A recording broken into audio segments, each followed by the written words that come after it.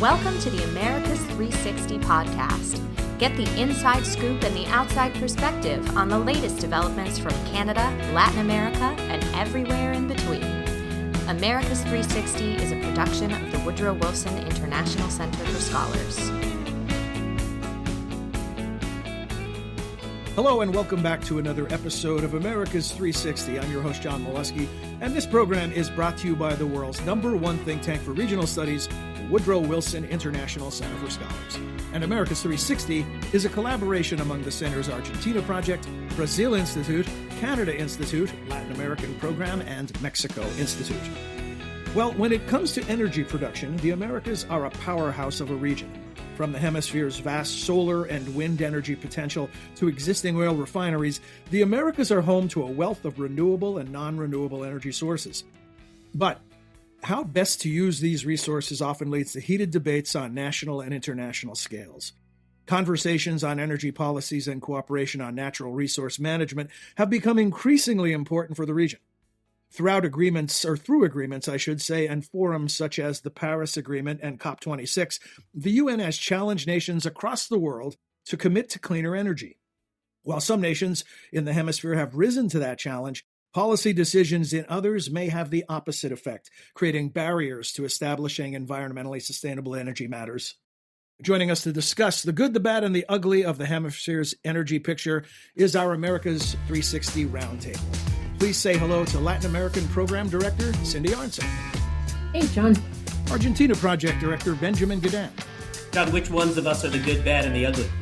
That will be determined by the listeners, Benjamin. Mexico Institute Director, Andrew Rudman. Hi, John. And Canada Institute Director, Christopher Sands. Thanks very much, John.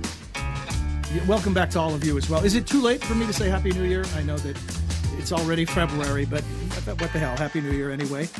So let's dig in, beginning with Mexico, Andrew, that is in the forefront of many discussions regarding energy of late. Can you provide us with some insight on what is the latest from Mexico?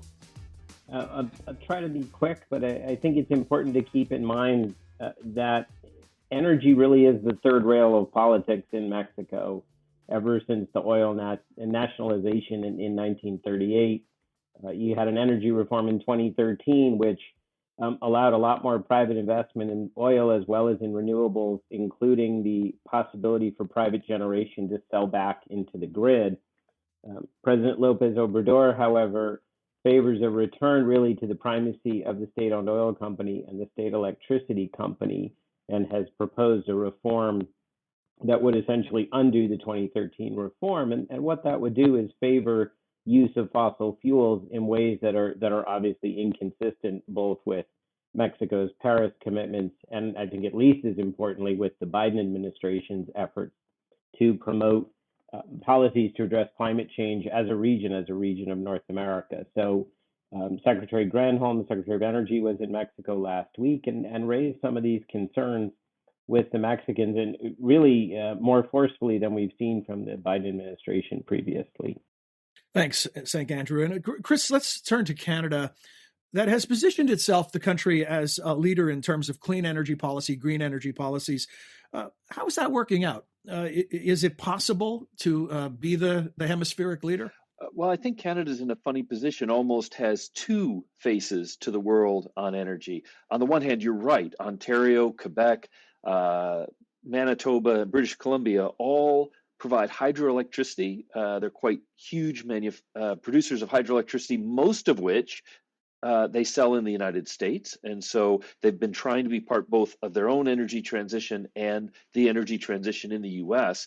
At the same time, Ontario is one of the leading global players on nuclear energy, having just refurbished to the cost of many, many billions of dollars their reactor fleet. And at the same time, they have some leading technology on small modular nuclear, as well as wind and, of course, solar. What makes Canada tricky, however, is that they are also a major producer of oil and gas. Alberta famously with the oil sands, but also a significant conventional production, and Newfoundland, which has really benefited in recent years from offshore oil of a very conventional nature. Put that all together, and the challenge for Canada is to have credibility talking about renewable energy while at the same time trying to get its fossil fuels into international markets. So it's a love them, hate them relationship with a lot of the international environmental movement players. And Canada, as a result of this, has gone through a series of the UN climate change talks with both bold pledges and one of the worst records of meeting their commitments in the past of any country. In fact, it's ironic, even the US has done a better job of meeting the commitments it then tries to walk away from than Canada has because of this dual personality. So aspirations are there for Canada for sure, but this is a tricky area for them. You know, Chris, what you describe as a dual personality conundrum for Canada would pretty much sum up the discussion of energy around the world, right? It tends to be binary. It's either fossil fuels, renewables, and somewhere lingering off in the distance is nuclear, which finds its way in and out of the conversation. Cindy, as you look across the Americas and Latin America in particular, what do you see in that regard? Do the countries break down into those who have invested heavily and are still deeply committed to fossil fuels and those who are trying to turn the page and look to something more sustainable?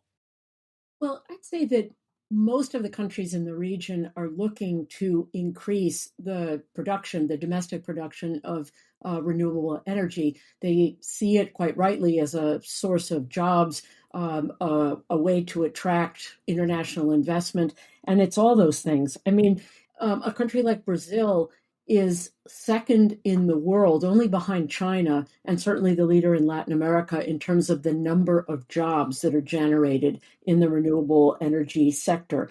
There are countries such as Brazil as well as Colombia that get a very significant portion of their domestic energy or domestic electricity generation from hydropower.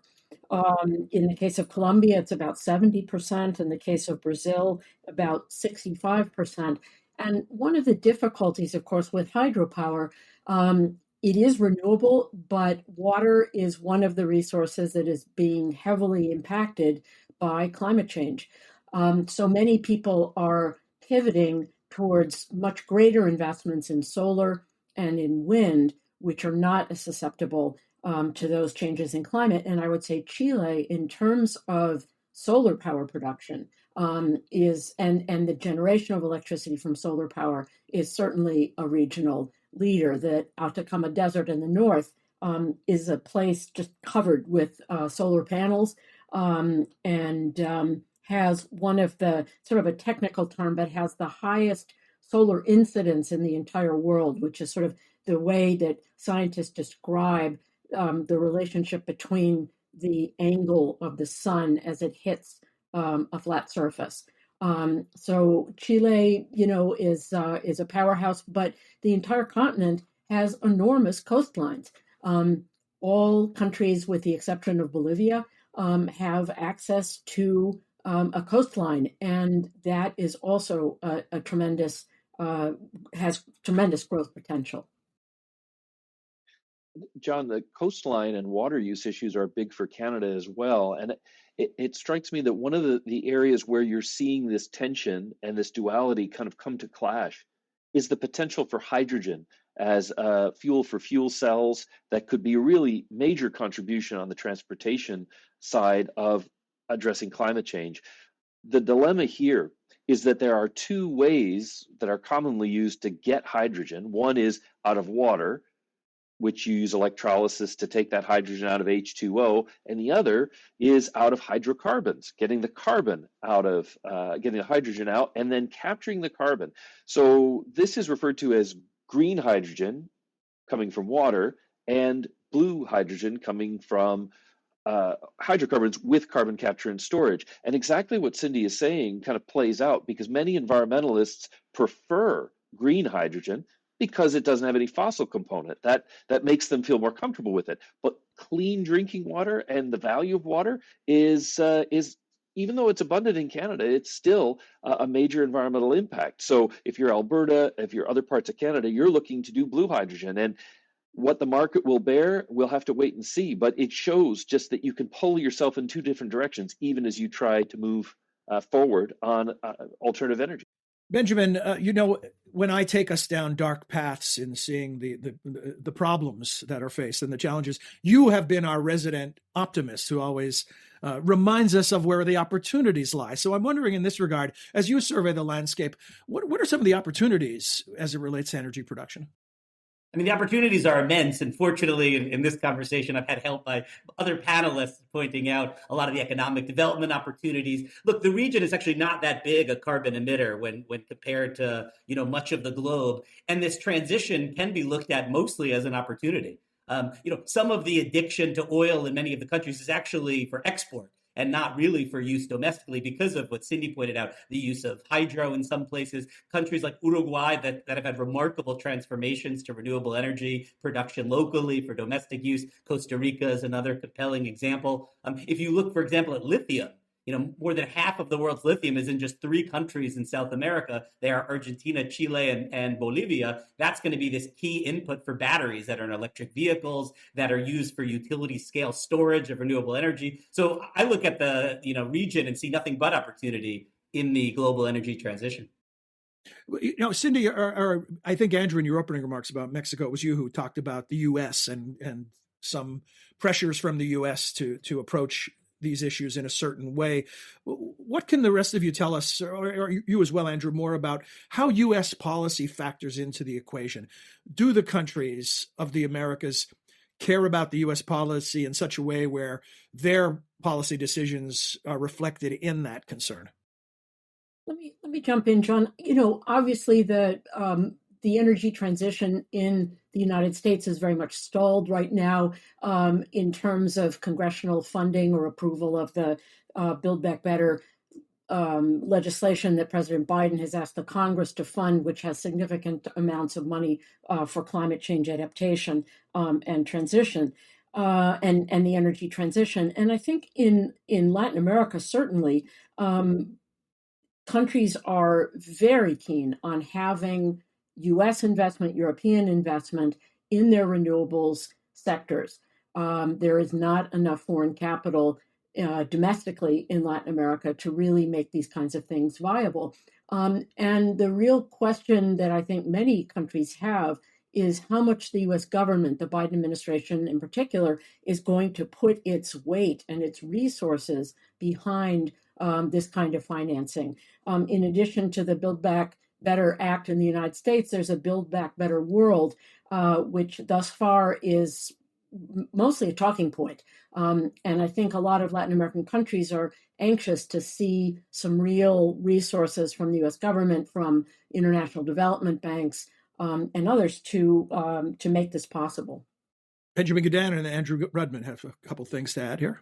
Sure. No, I think things we haven't discussed that are also opportunities. Brazil and Argentina have civilian nuclear energy programs that are quite advanced, and so that's always a controversial topic in energy discussions. But it is a relatively carbon-free option, and could be an opportunity for both those countries to spread those technologies. Again, I think if you just look across the board, the countries themselves have demonstrated how you can make this transition, not as much in transportation, but certainly in electricity generation and use. And I think, they have a lot to offer the world. Cindy's right, though. They need a great deal of capital to really play that role.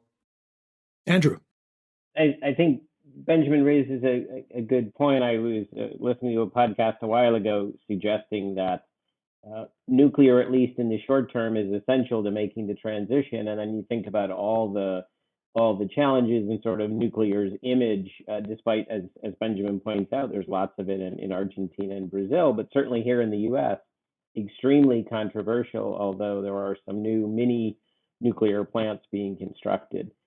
In Mexico, and going back to the whole dichotomy issue, Lopez Obrador has been very spoken positively about the importance of climate change and about what Mexico wants to do to address it. And yet, as I mentioned before, the real focus is on the use of fossil fuels. So I think you see those dichotomies internally as well as internationally, and certainly the fact that the Secretary of Energy went to Mexico and raised it just shows how much it's going to play into the U.S. Mexico and presumably the North American relationship. Chris Sands. John, I think this also points to something that's really challenging. We came out of the Glasgow COP26 talks with the United States, Canada, and many other regions committing to net zero by 2050. And to do that, we're going to have to confront a series of trade-offs. In order to make it to that goal, we may have to accept nuclear, even though some environmentalists don't like it, or large-scale hydro, or compromises on blue hydrogen. And I think that's where the maturing of this conversation is starting to lead us, to think in terms of how best we can get there and who's going to pay the price of that energy transition. It's an important issue across the region and around the world, but I think, as Benjamin and the others have said, this is a region that is relatively well off. We have choices. We just need to take them. Mm-hmm. Cindy Arnson. Yeah, I'd just like to follow up on what Andrew said a minute ago about Mexico and its reliance on oil exports. There are many countries in Latin America that are oil exporters. Brazil, principal among them, probably on a par or greater than Mexico, but Colombia, Ecuador, Peru, Argentina also have domestic oil production and domestic natural gas production.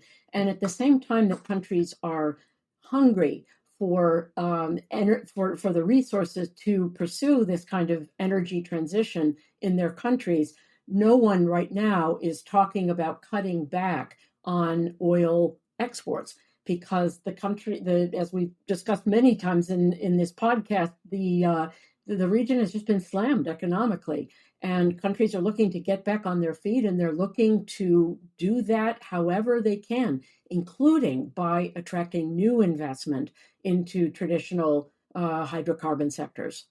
Cindy, is the infrastructure in place to exploit the opportunities that might get people back on track or nations back on track? I think of things like we can produce the energy, but then we have to get it somewhere, right? There's transportation of it. We all followed the saga of the Keystone XL pipeline and other issues. We now see a pipeline in Russia that is also a major geopolitical issue. Is the infrastructure in place to exploit the opportunities?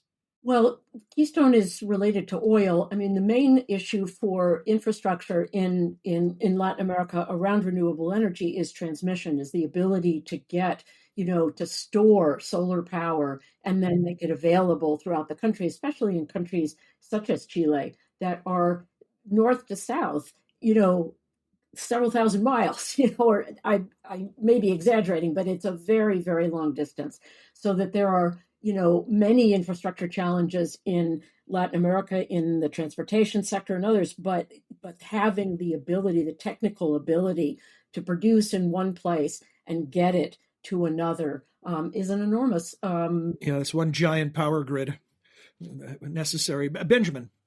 One thing I think is helpful is that, to some degree, a green agenda is being imposed upon the region by a lot of interesting international actors. Companies themselves are demanding high ESG standards for their own use and production of electricity. You've seen that in Mexico. One of the actors that's really pushing back is not just the U.S. government, but multinational companies operating in Mexico that want to be using more green energy. You see the Chinese have finally stopped funding coal-fired power plants abroad, including in Latin America. The Europeans are threatening to reduce imports of goods that have a very large environmental footprint. So I think, a lot of international external actors are telling the region that it needs to go a little bit faster along this path. Cindy's right. It isn't cost-free and it does require a lot of investment. But I do think, more or less, we're kind of pushing in that direction. In the very brief time we have remaining, I want to ask each of you for a one-sentence response of what is the energy story in your region or your area of focus that you're going to be following over the next 6 months to a year, whether it's tied to an election or whatever it might be. Andrew Rudman. That's easy, John. It'll be the energy reform, which ideally, according to the president, will be voted on by the end of April. See, I went to you first, Andrew, because I knew you would be ready, because it was easy, and now we'll see the degree of difficulty if it increases. Chris Sands. Well, John, I hope I have a good answer for you. I think the challenge for Canada is going to be looking at carbon border adjustments. Canada is going Justin Trudeau's pledged to raise the national carbon price from $50 a ton to $170 a ton. And yet Canada's biggest trading partner, the United States, has maybe 11 jurisdictions with a carbon price. And for the most part, they're well below 170. So for him to achieve his goal, he needs to adjust the price of American imports at the border. USMCA allows that, but it'll still be a huge fight with auto companies and others that move things back and forth across the border. So the trade-off there, the challenge, can he implement that increase or will he have to walk that back for fear of a fight with the U.S.? Cindy Arnson. I think the key thing I'll be watching is the ability of countries to go from the dream of transforming their energy grids to the reality of doing so. And part of that, or a big part of that, is going to be the availability of foreign capital and private investment, public investment to make those kinds of things possible. Speaking of renewable energy, our own Mr. Sunshine, Benjamin Gadan, gets the final word. I know you're going to surprise us, and one of these weeks you're going to go dark on us. I know it's going to happen, but not this week. Indeed, no. Inexhaustible supply of good news for you, John. Very renewable. No, I think Cindy's right. I think the region has very high political risk right now, and a lot of investors are skittish. You look at a place like Argentina, people just don't want to put money in. And what's the one area where they're not so risk averse? It's this unconventional oil and gas. It's fracking in this area called Vaca Muerta, where companies like Chevron are still willing to take the risks and operate and make money there. And so the question that Cindy asks rightly is, when will this other money come in at the scale needed to realize these alternative opportunities? Great. Thanks to all of you. Cindy, Benjamin, Chris, and Andrew. We look forward to learning more from you in future episodes. This episode of America's 360 was produced by Oscar Cruz, Cecily Fasanella, and Zoe Reed, with the assistance of Hasmin Aguiar Rangel, Caden